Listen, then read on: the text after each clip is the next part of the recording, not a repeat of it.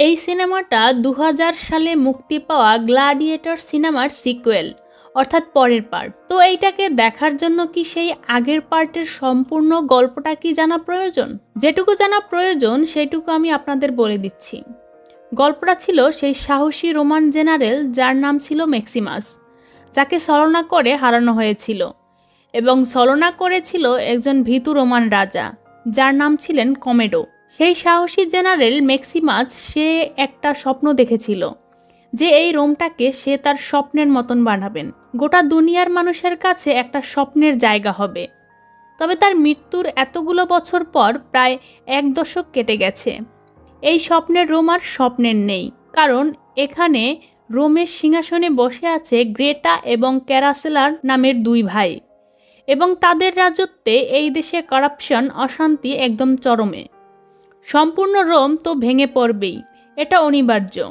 তবে তারাই এটা পরিবর্তন করতে পারবে যাদের মধ্যে সাহস আছে এই সম্পূর্ণ রোমটাকে পরিবর্তন করার।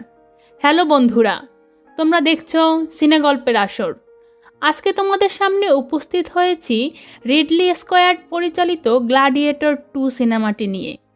গল্পের শুরুতে আমরা হেন এবং তার স্ত্রী এরিসার্ডকে দেখতে পাই। তারা দুজনই যোদ্ধা, তাদের মধ্যে এক ভালো সম্পর্ক রয়েছে। দেখে তো মনে হচ্ছে তারা বেশ শান্তিতেই রয়েছে এখানে। স্থানটা হচ্ছে নর্থ আফ্রিকার নিমেরিয়া কিংডম। তবে এই স্থানে শান্তি আর বেশিক্ষণ নেই, কারণ এক সাহসী রোমান জেনারেল অ্যাকাসিয়াস তার হাজারো হাজারো বাহিনী নিয়ে সেই স্থানে আক্রমণ করেছে। একটা বড় সৈন্যদল জাহাজে করে এগোচ্ছে সেই রাজত্বের দিকে। আর অবশ্যই রোমানদের সংখ্যা যথেষ্ট বেশি ছিল, তাই নমিনিয়ানরা সেখানে টিকতেই পারবে না। সেই রোমান জেনারেল অ্যাকাসিয়াস সেখানে তার সাহসিকতা দেখায়। অন্যদিকে সেই লড়াইতে হেনের স্ত্রী অর্থাৎ এরিসাদ মারা যায়। লড়াইতে হেন চরম আঘাত পায় এবং সে তার জ্ঞান হারায়। সে তার স্ত্রীকে দেখতে পায় যার মৃত্যু হয়েছে এবং সে পরের জন্মে চলে যাচ্ছে। যুদ্ধের পরে সবকিছু শান্ত।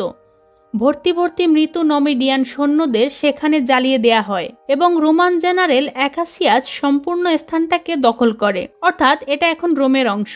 প্রতিটি মৃতের প্রিয়জন তাদের পরিবারেরা সেখানে কাঁদছে এবং সেই অ্যাকাসিয়াসের চোখে একটা ক্লান্তি আমরা লক্ষ্য করতে পাচ্ছি। সে সাহসী, সে ভালো লড়তে জানে, তবুও যেন তার মধ্যে কেমন ক্লান্তি কাজ করছে। যাই হোক, সেই লড়াইতে যে বন্দী রয়েছে তাদেরকে রোমে নিয়ে যাওয়া হচ্ছে, যাদের মধ্যে হেনও রয়েছে। হেন বেঁচে গিয়েছে। সেই মানুষগুলোর মধ্যে আরেকজন রয়েছে হেনের কমান্ডার, যার নাম হচ্ছে জোগার্থ। সেই লড়াইতে সে যথেষ্ট আহত হয়েছে এবং তার মুখ থেকে আমরা জানতে পারি যে হেন অ্যাকচুয়ালি এই স্থানের বাসিন্দা না। সে আসলে কোথা থেকে এসেছে সেটা এখনো জানা যায়নি। একটা ফ্ল্যাশব্যাকে আমরা দেখতে পাই তার বয়সটা তখন অনেক কম, এবং ব্যাকগ্রাউন্ডে পিরামিডগুলো দেখে আমরা বলতে পারি স্থানটা হচ্ছে ইজিপ্ট, যেখানে বেশ কিছু সৈন্যরা চলে আসে তাকে নেয়ার জন্য। তবে হেন সেখান থেকে পালায়। তার ছোটবেলায় এরকমই এক স্থান থেকে আরেক স্থানে পালিয়ে পালিয়ে কেটেছে এবং অবশেষে এই স্থানে এসে সে ঠেকেছে। অবশ্য এই স্থানে হয়তো সে ভালোবাসা পেয়েছে, অনেক বন্ধু পেয়েছে, সেই কারণে এই মানুষগুলো তার অনেক কাছের। অন্যদিকে রোমে সেই রোমান জেনারেলকে পুরস্কৃত করা হয় এবং সে ডিজার্ভ করে, কারণ সে তার সাহসিকতা দেখিয়েছে। বর্তমানের কুখ্যাত সেই 2 রাজা, 2 ভাই গ্রেটা এবং ক্যারাসেলা, যারা সেই জেনারেলকে মুকুট পরায় তার অ্যাচিভমেন্টের জন্য। কিন্তু তাদের কথোপকথন শুনে তো মনে হচ্ছে যে তাদের মধ্যে একটা ঝামেলা চলছে।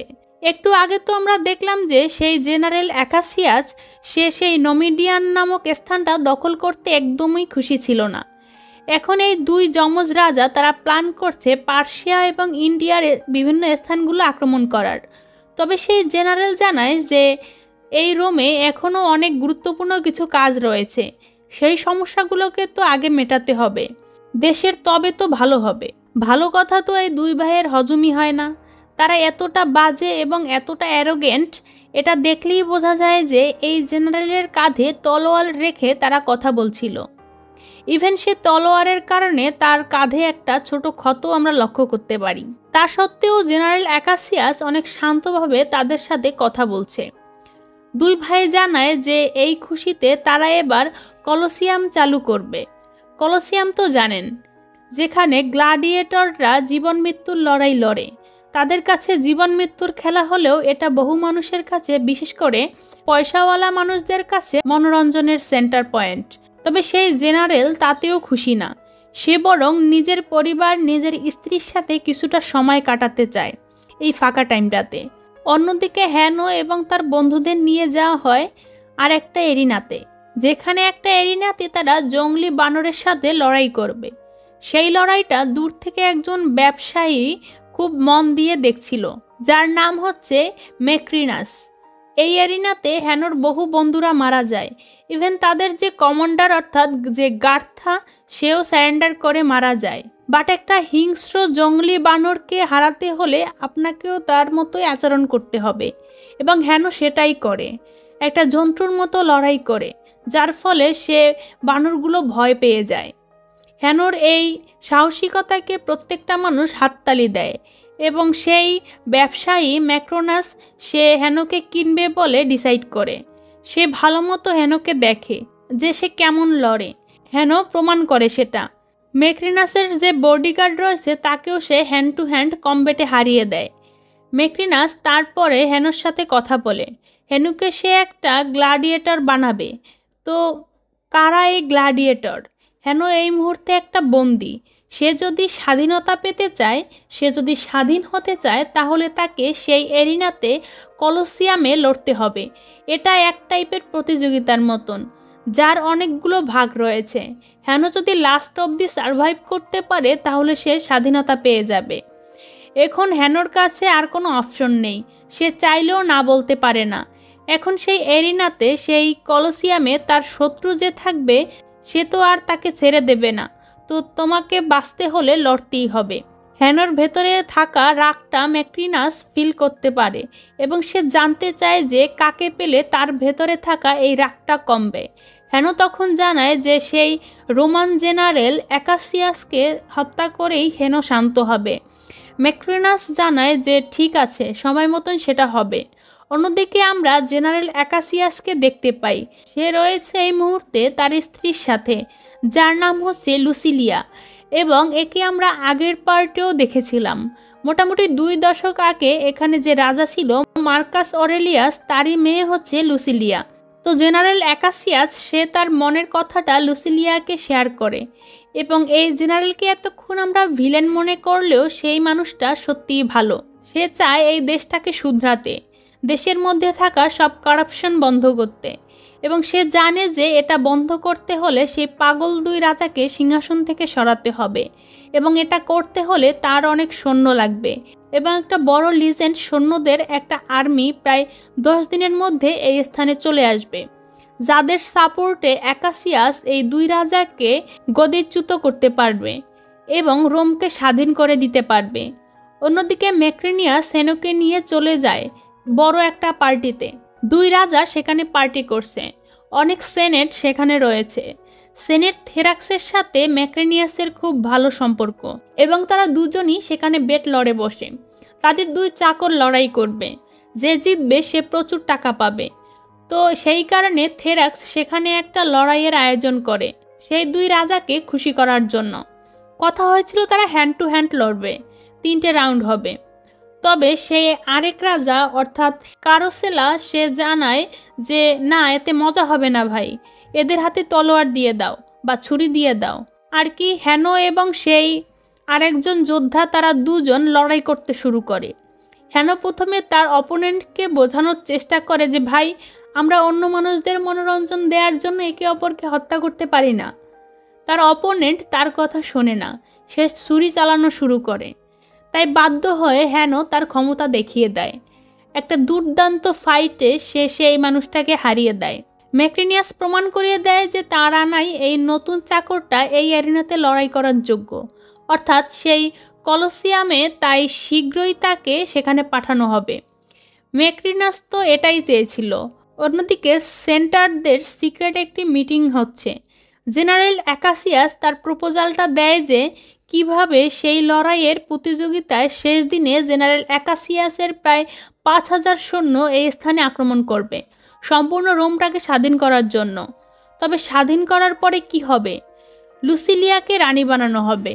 তার পিতা মার্কাস ওভেলিয়াস সে স্থানের রাজা ছিল, তো হিসাব মতো লুসিলিয়া সেই স্থানে রানী হওয়ার যোগ্যতা রাখে এবং সেনেট তাকে সাপোর্ট করবে।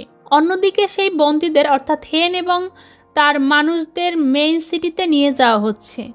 অন্যদিকে ম্যাক্রিনাস আবারও সেই সেনেটের থেরাক্সের সাথে সাক্ষাৎ করে। মনে আছে তো তাদের দুজনের মধ্যে ব্যাটিং হয়েছিল যে কার যোদ্ধা জিততে পারবে। ম্যাক্রিনাস তো জিতে গিয়েছিল, সেই হিসেবে সে টাকা পাবে, কিন্তু সেনেটর থ্রাক্স তার টাকাটা এখনও শোধ করেনি। সে বলে যে পরে সে শোধ করে দেবে। এখন ম্যাক্রিনাস জানায় যে ঠিক আছে, সে টাকা নিয়ে কথা বলছে না, এখন কলোসিয়ামে আবার ফাইট হবে, প্রতিযোগিতা শুরু হবে। তো সেনেট এখন কি করতে চায়? আবার নতুন করে ব্যাটিং লড়বে? আগেরবার তো সে ডাবল দেবে বলেছিল, এবার কি ডাবল দেবে নাকি এবার সে কুইট করে দেবে, অর্থাৎ সে ব্যাটিং লড়বে না? সেনেট থ্রাক্স ভাবতে থাকে যে যদি এবার সে জিতে যায় তাহলে তার আগের ধার বাকি সব মিটে যাবে, সে কারণে সে ডাবল বলে দেয়। অন্যদিকে গ্ল্যাডিয়েটরদের রেডি করা হচ্ছে, তারা কলোসিয়ামে লড়বে। গ্ল্যাডিয়েটরদের যে নামগুলো ছিল সেখানে একটা নাম কাটা ছিল, সেটা অ্যাকচুয়ালি ম্যাক্সিমাস যে প্রথম পার্টের হিরো ছিল। তো এই এরিনাতে লড়াই শুরু হয়। হেনো এবং তার সঙ্গীরা ফেস করবে সেই অ্যাস্থার্নার একটা অ্যান্টিফিটেড যোদ্ধা যার নাম হচ্ছে গ্লেসিও দ্য ডেস্ট্রয়ার, যে গন্ডারের পিঠে চেপে সেই এরিনাতে আসে। তাকে হারানো সত্যিই খুব কঠিন। হেনোর বহু সঙ্গী সেখানে মারা যায়, তবে তারা বুদ্ধি করে সেই গন্ডারটাকে ঘায়েল করে এবং গ্লেসিওর সাথে 1 ভার্সেস 1 হেনোর লড়াই নেমে পড়ে।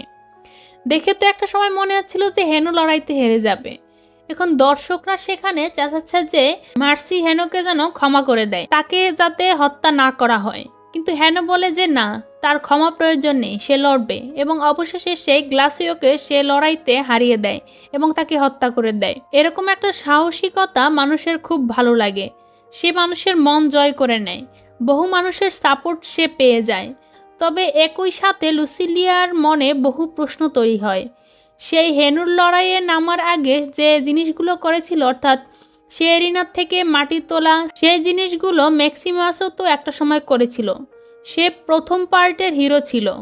ফ্ল্যাশব্যাকে আমরা একটা সিন দেখতে পাই, অ্যাকচুয়ালি লুসিলিয়ার একটা ছেলে ছিল যার নাম ছিল লুসিলিয়াস। এই স্থানে যখন সিংহাসন পরিবর্তন হয়েছিল, মানে সিংহাসনের যে লড়াইটা হয়, তখন লুসিলিয়া চুপচাপ তার ছেলেকে এই স্থান থেকে অন্য স্থানে পাঠিয়ে দিয়েছিল। অবশ্যই তার মধ্যে রয়্যাল ব্লাড রয়েছে, এই সিংহাসনে তারও অধিকার রয়েছে। তো হিসাব মতন সেই সিংহাসনের লোভে অন্য কেউ যদি তাকে হত্যা করে দেয়, সেই ভয়তেই লুসিলিয়া তার ছেলেকে সেখান থেকে অন্য স্থানে পাঠিয়ে দেয়।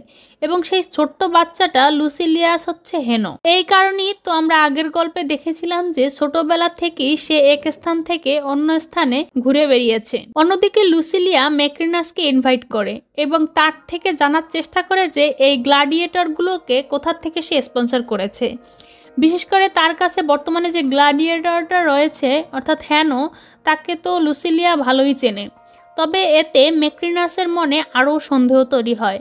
ম্যাক্রিনাস খুবই স্মার্ট একজন মানুষ, ভেতর থেকে অনেক সিক্রেট খবর সে বার করে নিয়েছে।